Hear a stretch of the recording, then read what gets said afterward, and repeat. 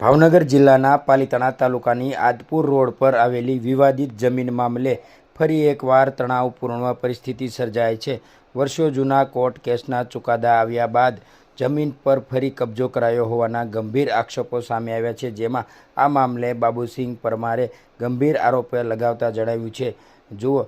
Okay, તમારું નામ? હા, નમસ્કાર. મારું નામ બાબુસિંહ મીઠુસિંહ પરમાર છે ને ફરી એક વખત મીડિયાની અંદર આવવાનું કારણ છે એટલે હું પાછો લાઈવ અત્યારે આવ્યો છું. અત્યારે જે કોઈ પણ આપણી જમીન ઉપર વિડીયો વાયરલ કરે છે, ખાસ કરીને હું કોળી સમાજના આગેવાનોને બધાને કહેવા માંગુ છું કે તમે એક ફેરી સત્ય હકીકત જાણો કે ખરેખર આ વસ્તુની અંદર છે હું એમ. અગર તમે જમીન ઉપર બેઠા બેઠા જો અગર આ વિડીયો વાયરલ કરશો ને કોળી સમાજના આગેવાનોને ખોટી ગેરમાર્ગે તમે બધા આ દોરવવાનું કામ કરો છો.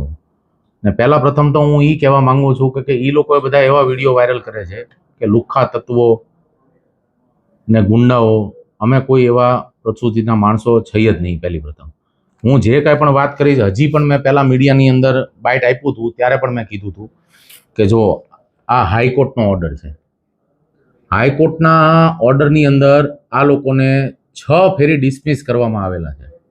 કેટલી ફેરી સાહેબ? 6 ફેરી એ લોકોને ડિસમિસ કર્યા.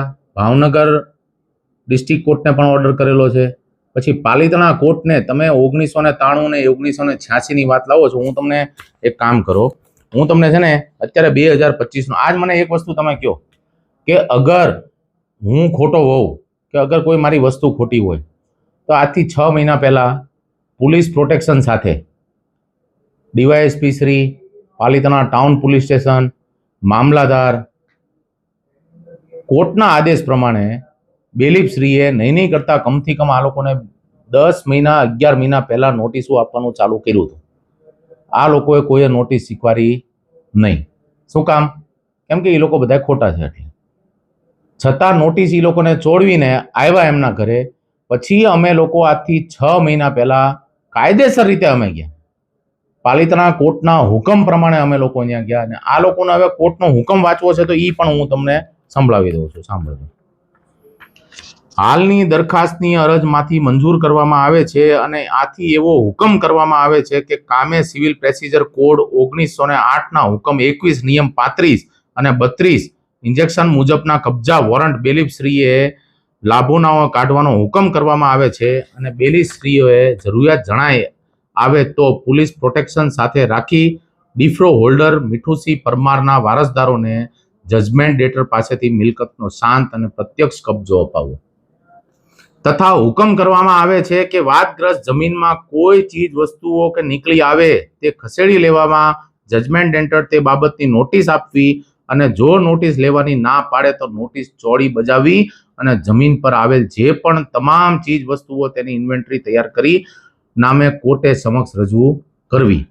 સદરુ કબજા વોરંટની બજવણી અધિકારી દ્વારા કામે collector Shri Bhavnagar, SDM Shri Palitana Bhavnagar, city superintendent કચેરી ભાવનગર અધિકારીના માર્ગદર્શન હેઠળ લાગતા વળગતા police station, PI, PSI, PSI શ્રીઓ જરૂરી લાગે પોલીસને રૂબરૂ ભાવનગરમાં ડિસ્ટ્રિક્ટ કોર્ટ દ્વારા 22/1/1993ના હુકમ મુજબ ડી ઓફરોડલ સદર જમીનનો કબજો અપાવવો. પાલિતાણા તાલુકાની પ્રતાપગઢની રેવન્યુ સર્વે નંબર 220, આપણી ત્યાં 2 જમીન છે, 220 સર્વે નંબર અને સર્વે નંબર 80. જમીન છે ક્યાં આવેલી છે? આ આપણી આરપર પ્રતાપગઢમાં આવેલી છે. અત્યારે કોળી સમાજના આગેવાનો બધાએ ને આ લોકો બધાને ઇન્સ્ટાગ્રામની અંદર વિડીયો વાયરલ કરીને ખોટા ગેરમાર્ગે દોરવે છે. હકીકત સત્ય જાણો. જમીનનો કબજો જ હતો. પહેલા મેં પોલીસ પ્રોટેક્શન હુકમ વાંચ્યું છે.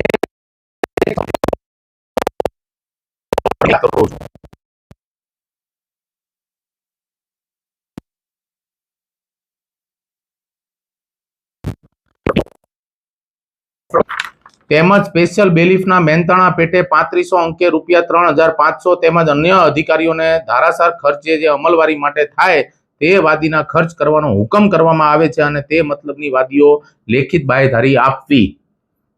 વધુમાં સામાવાળા પ્રતિવાદીઓને વાદી દરખાસ્તને સિવિલ પ્રોસિજર કોડની કલમ 35 મુજબ 2000 અંકે ₹2000 વળતર પેટે દિન 30માં ચૂકી આપવા આ હુકમ એક નકલ અમલવારી સારું કલેક્ટર શ્રી પાલિતાણા હેઠળના સર્કલ અધિકારી ડીવાયએસપી શ્રીને તથા વાદગ્રસ્ત મિલકતના લાગતા વળગતા પોલીસ સ્ટેશન પીઆઈને પીએસઆઈ શ્રીઓને મોકલવાનો હુકમ કરવામાં આવે છે. બરોબર છે. સદર હુકમ આજ તારીખ 4 મે ઓગસ્ટ સન 2025 ના રોજ ખુલ્લી અદાલત વાંચી સંભળાવી જાહેર કરજો. હવે અત્યારે મુદળ વસ્તુ એવી છે કે આખું ગેરમાર્ગે દોરવે છે. કોણ દોરવે છે? આ ગેરમાર્ગે લઈ જવાનું કારણ? ન્યાના ઈ દોરવે છે તો ઈ તમે એને જઈને તમે એને પૂછો. આજ અગર હું ખોટો હોઉં તો 6 મહિના પહેલા પોલીસ તંત્ર સાથે કોર્ટના બેલીફશ્રીની સાથે બધાની સાથે કાયદેસર રીતે હું જ્યારે જમીનની અંદર કબજો કરવા ગયો ત્યારે આ લોકો ક્યાં ગયા હતા? ત્યારે આગેવાન શ્રીઓ બધા ક્યાં ગયા હતા? અત્યારે બધા એમ કે છે કે લુખ્ખા તત્વો ગુંડા, અમે લોકો કોઈ લુખ્ખા તત્વો છીએ, ગુંડા છીએ અમે? જે કાંઈ પણ અમે વાત કરશું ને સામેવાળા પક્ષને પણ અમે કહેવા માંગીએ છીએ કે જે હકીકત છે એ પહેલા તમે જાણો ને પછી એની અંદર રસપ્રદ બધી વાતો કરો. તમે ઇન્સ્ટાગ્રામની અંદર રીલ બનાવવાથી કે કોઈ પણ વસ્તુ કરવાથી કોઈ એનો મતલબ આવવાનો નથી ને આપણા કોલી સમાજના આગેવાનોને ખોટા ગેરમાર્ગે અત્યારે દોરવાની આ બધી વાતો છે. આ એક ઓર્ડર નથી મારી પાસે, આ દરખાસ્ત નંબર 16/220 નો, આ દરખાસ્ત નંબર 15 સર્વે નંબર 80 નો, આ હાઈકોર્ટનો ઓર્ડર. તમે કહેતા હો તમારી પાસે આટલો સમય ન હોય એના કારણે હું આ વાંચી નથી શકતો, બાકી આ હાઈકોર્ટનો ઓર્ડર પણ હું વાંચવા તૈયાર છું. 6 ફેરી ડિસમિસ કર્યું આ લોકોને હાઈકોર્ટમાંથી. હવે તમે કહો છો એ લોકો કાયદેસર કોર્ટનો હુકમ લઈ આવશે તો તમે શું કરશો? મારી પાસે અગર કોઈ પણ અમલવારી એવી કરતા હોય તો હું કોર્ટનો આદેશ માન્ય રાખીશ. હું એનો કોર્ટનો આદેશ માન્ય રાખીશ. અગર કોઈ પણ વસ્તુ એ લોકો કાયદેસર રીતે અગર મારી પાસે કોઈ વસ્તુ આવશે તો હું એનો કોર્ટનો આદેશનો માન્ય રાખીશ. તો આપણા ભારત દેશની અંદર બધાને સર્વમાન્ય કોર્ટ છે આપણી, ને કોર્ટને માન્ય રાખવું પડે આપણે બધાને. પણ હું એમ કહું છું કે આજ મારું ઘર છે, મારા ઘરની અંદર અત્યારે માણસો કરી ગયા, બરોબર છે, ને મારા ઘરની બહાર બેસવાનું. હવે તમે ત્યારબાદ પોલીસ સ્ટેશનમાં કે એમાં કોઈને જાણ કરી છે? પોલીસ સ્ટેશન આમાં એવું છે સાહેબ કે પોલીસ સ્ટેશનમાં ને બધામાં આપણે જાણ કરી છે, પણ અત્યારે પાછું આ વસ્તુ અત્યારે એક સમાજ લેવલે આવી ગઈ છે. હવે જો અત્યારે કે અગર કોઈ પણ મારા માણસો કે મારો કોઈ સ્ટાફ કે કોઈ પણ અમે ત્યાં જઈએ તો બધી પ્રથમ પહેલા શું આવે આગળ? લેડીઝ લોકો.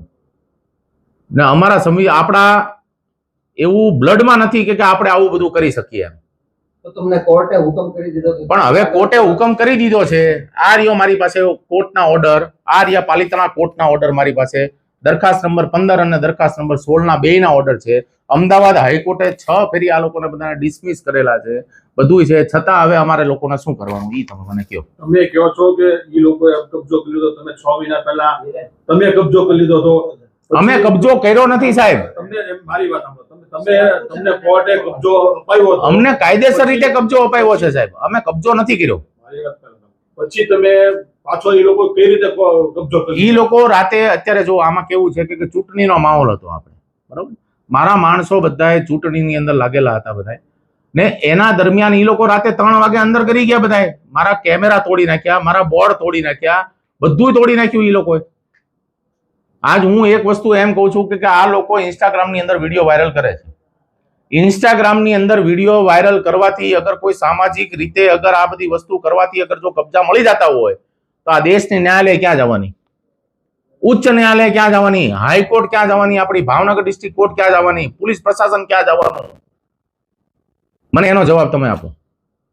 તમે કહો છો 6 મહિના પહેલા આ પ્રોટેક્શન સાથે તમને કબજો અપાવવામાં આવ્યો હતો, તો પછી એ લોકો કઈ રીતે એમાં ઘૂસી તો પણ ગયા? કઈ રીતે તો આ તો પર પ્રૂફ છે તો એને કોર્ટમાં સાબિત કરવાનું હોય સાહેબ. તમે પહેલા અમે કબજો લેવા માટે પ્રશાસનની સાથે અમે ગયા હતા. એ રીતની અમે અત્યારે અમારા વકીલ શ્રી સાહેબ સાથે વાત ચાલુ છે. એની અંદર જે બેસ્ટમાંથી બેસ્ટ વસ્તુનો જે નિકારણ આવશે એ અમે કરવા તૈયાર છીએ. તમે કાયદો છો, કાયદા સાથે તમે લેન્ડ ગ્રેબિંગ કરી શકો છો. તમે એમ તો સમયની મર્યાદા તો 2-4 મહિનામાં તમારે ચુકાદો તમારી તરફેણમાં આવતો તો તમે કેમ નથી કરતા? સાહેબ એની અંદર એવું છે કે લેન્ડ ગ્રેબિંગના ગુનાની અંદર લેન્ડ ગ્રેબિંગ જશે કે માની લો કે અમારી અત્યારે પ્રોસેસ ચાલુ છે, લેન્ડ ગ્રેબિંગ અમે દાખલ કરશું એટલે લેન્ડ ગ્રેબિંગને પ્રોસેસની અંદર 1.5 થી 2 મહિનાનો સાહેબ એની અંદર વાર લાગે, બરોબર. પણ અત્યારે બેસ્ટથી બેસ્ટ રસ્તો અમારી માટે જે થવાનો છે એ અમે ટ્રાય કરીએ છીએ. નહીં, જે કાંઈ પણ આવશે એ તમારી સમક્ષમાં આવશે બધું. ઓકે, તમે જે વાત કરો છો તે તમારી જમીન ક્યાં આવી છે અને એની પર અત્યારે કોણ કબજો કરી ગયું છે, એનું નામ શું છે?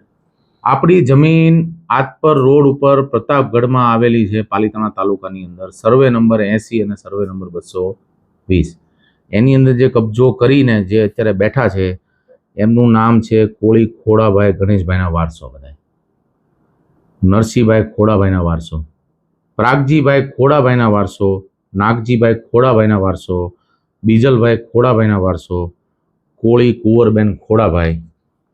આ લોકો બધાય આ લોકોના વારસદારો છે. કોળી શાંતુબેન ખોડાભાઈ, ખાટાભાઈ સવજીભાઈ, એમના વારસદારો અત્યારે હાલમાં છે આપણે નરેશભાઈ ડાભી, મનસુખભાઈ. આ લોકો દ્વારા આ બધું ઊભું કરવામાં આવેલું છે.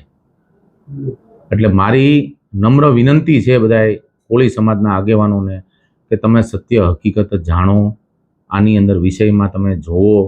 તમને ક્યાંય પણ અગર જરૂરિયાત પડતી હોય તો મને કહો, હું તમને આવીને બધું સમજાવું. કે તમે મારા સમક્ષમાં પધારો, તમે બોલાવો તો હું આવવા તૈયાર છું.